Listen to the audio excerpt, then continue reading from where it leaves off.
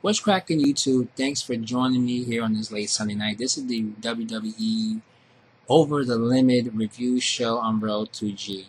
Here's what went down. The pre-show kicked off with Kane and Zack Ryder going at it with each other. I say that Zack was going to get his pieces in with Kane, but Kane would be the one to beat Zack Ryder, and he did just that by winning it with a choke slam. We also learned from the executive to the administrator, Eve, that it would be a people power battle royal, and whoever would win it would face Santina Morello for the United States title or Intercontinental champion Cody Rhodes later on in the show. We kick off officially the Over the Limit pay-per-view with the battle royal. It was a 20-man battle royal. It consisted with Darren Young, Titus O'Neil, Drew McIntyre, The Miz, David Latonga, and the return of Christian, of all people. It was a great battle royal. Turned out to be a 10 to 12 minute battle royal. But when the coast cleared, it was three people, Latonga, Miz, and Christian in that ring. And the winner turned out to be Christian. From all that he had to go through since his injury in November, he beats out all the other 19 participants, so he will be facing either Santina Morello or Cody Rhodes later on in the show. So we get our first match of the night. It's the tag team champion Kofi Kingston, R-Truth, against the show-off Dolph Ziggler and the All-American Jack Swagger. This was a great tag team match. I mean, Kofi and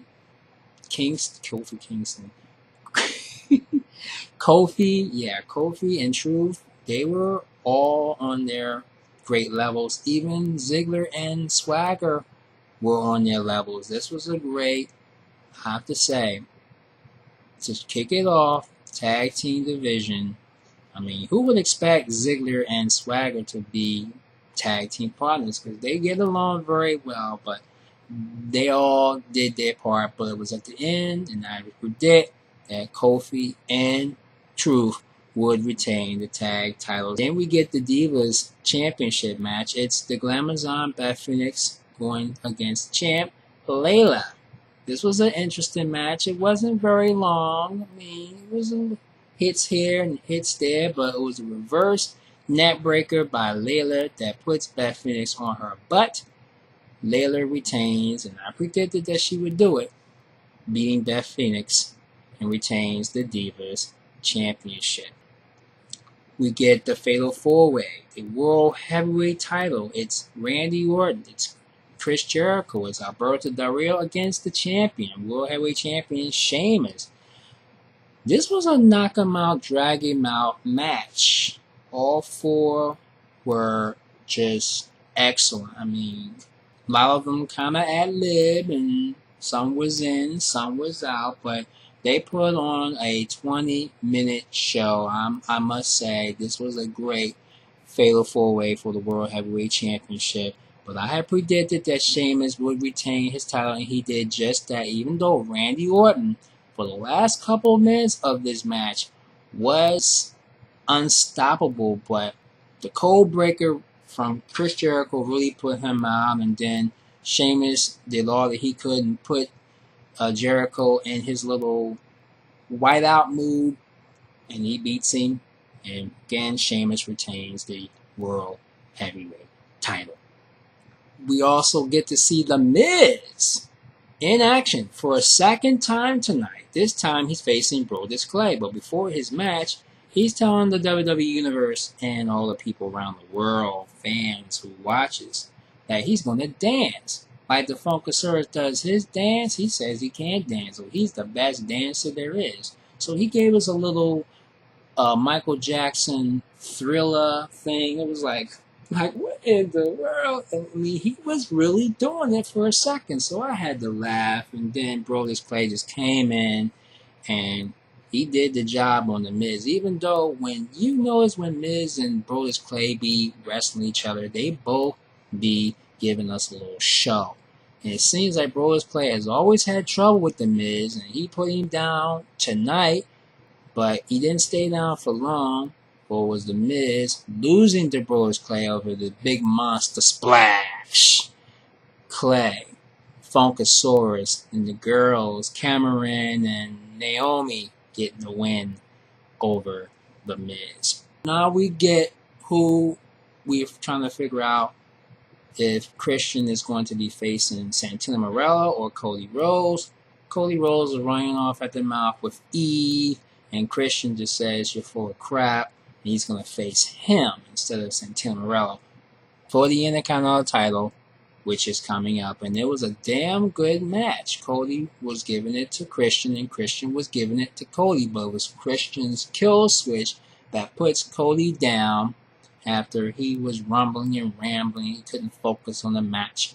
Christian is your new Intercontinental Champion. 4-time Intercontinental Champion, might I add. And we get to the WWE Championship. It's CM Punk versus the man of the hour, Daniel Bryan. And the fans in this match at that arena was really going at it. I mean, it was excitement after excitement. It was an awesome championship match. I mean, Daniel Bryan, CM Punk, kudos to both of them because they wrestled with each other at Ring of Honor. It was a damn good match. It was great because the Yes Lock was put in, and CM Punk could have lost, but if he did not flip Daniel Bryan over, grab him by his leg and pinning him while the Yes Lock was still on him as he tapped out, the ref had already rung the bell because it was a race to the finish. CM Punk pins Daniel Bryan to retain the WWE title. We get one more match, which was not on the card. It was Camacho with Hanico against Ryback. And I'm not even going to tell you who won the match. You could pretty much know who it was. Do you want to say it? Ryback, feed me more. Here we go with the main event. John Cena versus John Laurinaitis.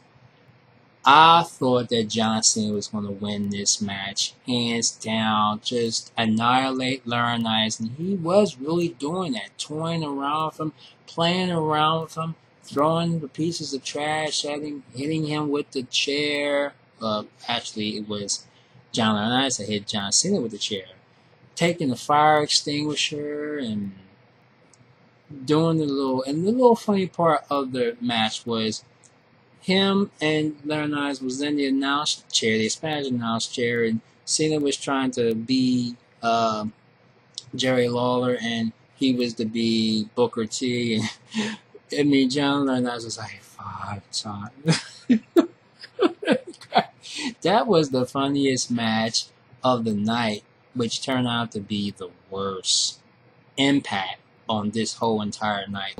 This match was just as funny, it was wild, it was entertaining as entertaining could possibly would be. But I predicted that Big Show was going to come out. And it was speculation that he was going to come out and help John Cena. So, Laurinaitis was trying to run away not once, not twice, but 3 times. But then when he finally got the edge over Cena, he ran away. And Big Show caught him. And I'm like, oh goodness, something crazy is going to happen. So, Big Show's in the ring with John Laurinaitis, and he's looking at him, and he gets him in the chokehold. He throws him over to Cena, and Cena picks him up. Big Show with the weapon of mass destruction knocks out John Cena. He thought for a second Cena was going to get up after Laurinaitis started pinning him. Oh, God, that was the worst match of the night as Big Show screws John Cena to help out Laurinaitis and winning the match, saving his job. I've been hearing it all day that Big Show was going to do this. I didn't think it was going to happen, but it just did. And because John Laurinaitis should not have won that match. I have to say this was a damn good over-the-limit pay-per-view. It would have been a perfect 10 had Cena beaten John Laurinaitis, but I'm going to give it an 8. 8 out of 10. You have just witnessed craziness but entertainment at its best Forget the Billboard Music Awards. This was something to watch. I'm Real 2G. I'm glad you came to join me. Subscribe. Come back after the Raw Super Show tomorrow night, and we'll let you know what went down. Have a great night, and I'll talk to y'all then. Subscribe. Post your comments. And let me know what y'all think about this pay-per-view. I'm out. See you.